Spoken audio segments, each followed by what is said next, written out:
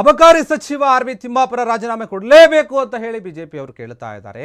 ಇದೇ ವಿಚಾರವಾಗಿ ಅವರು ರಾಜೀನಾಮೆ ಕೊಡೋದು ಬೇಕಾಗಿಲ್ಲ, ಯಾವ ಅವಶ್ಯಕತೆ ಕೂಡ ಇಲ್ಲ ಅಂತ ಹೇಳಿ ಮಾತನಾಡ್ತಾ ಇದ್ದಾರೆ ಕಾಂಗ್ರೆಸ್ ನಾಯಕ.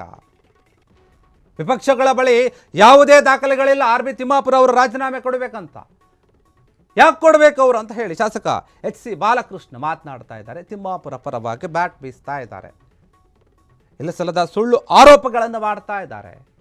ಮಾಗಡಿ ಶಾಸಕ ಎಚ್.ಸಿ. ಬಾಲಕೃಷ್ಣ ತಿಮ್ಮಾಪುರ ಪರವಾಗಿ ಮಾತನಾಡ್ತಾ ಇದ್ದಾರೆ.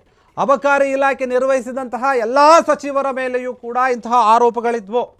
ಆದರೆ ಇಲ್ಲಿಯವರೆಗೂ ಯಾರೂ ಕೂಡ ಯಾವ ಸಚಿವರು ಕೂಡ ರಾಜೀನಾಮೆ ಕೊಟ್ಟಂತಹ ಉದಾಹರಣೆಗಳಿಲ್ಲ.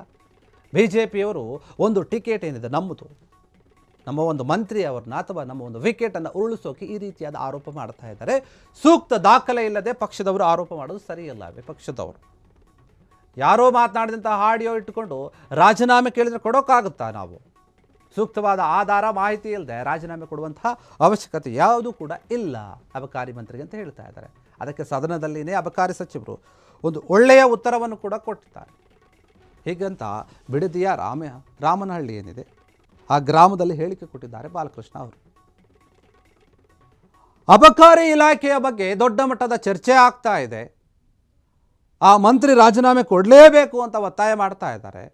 ಕಾಂಗ್ರೆಸ್ನವರ ವಾದ ಏನು ಅಂತಂದರೆ, ನೋಡಿ, ಈ ಅಬಕಾರಿ ಇಲಾಖೆಯನ್ನು ಯಾರ್ಯಾರು ತಗೋತಾರೋ, ಯಾವ ಸರ್ಕಾರ ಅಧಿಕಾರದಲ್ಲಿದ್ದಾಗ ಅಬಕಾರಿ ಮಂತ್ರಿ ಯಾರಾಗಿರ್ತಾರೋ ಆ ಎಲ್ಲ ಸಮಯದಲ್ಲಿಯೂ ಕೂಡ ಅಬಕಾರಿ ಸಚಿವರ ಮೇಲೆ, ಮಂತ್ರಿಯ ಮೇಲೆ ಆರೋಪಗಳು ಇದ್ದೇ ಇರುತ್ತೆ, ಕೇಳಿಬರುತ್ತೆ.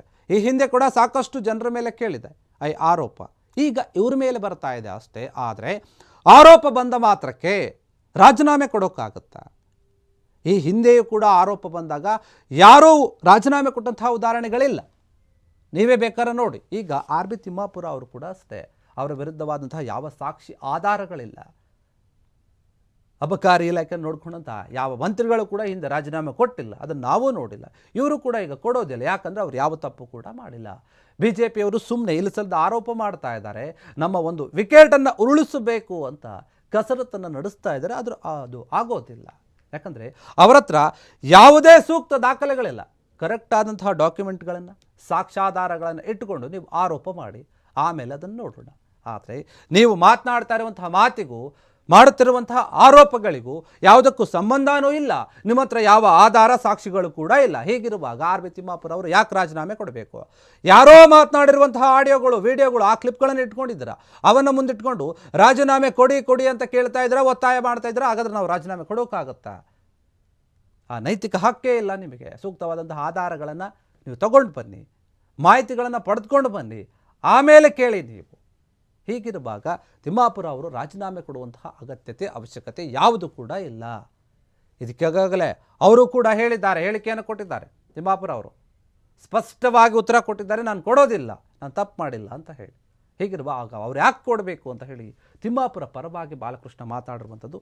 ಬೇಡತಿಯ ರಾಮನಹಳ್ಳಿ ಏನಿದೆ ಆ ಗ್ರಾಮದಲ್ಲಿ ಹೋಗಿದ್ದರು. ಆ ಸಮಯದಲ್ಲಿ ಇದ್ರ ಬಗ್ಗೆ ಕೇಳಿದಾಗ ಮಾತನಾಡಿ ಹೇಳಿದ್ದಾರೆ, ಇಲ್ಲ ಅವ್ರು ಕೊಡುವಂಥ ಅವಶ್ಯಕತೆ ಏನೂ ಕೂಡ ಇಲ್ಲ ಅಂತ ಹೇಳಿ.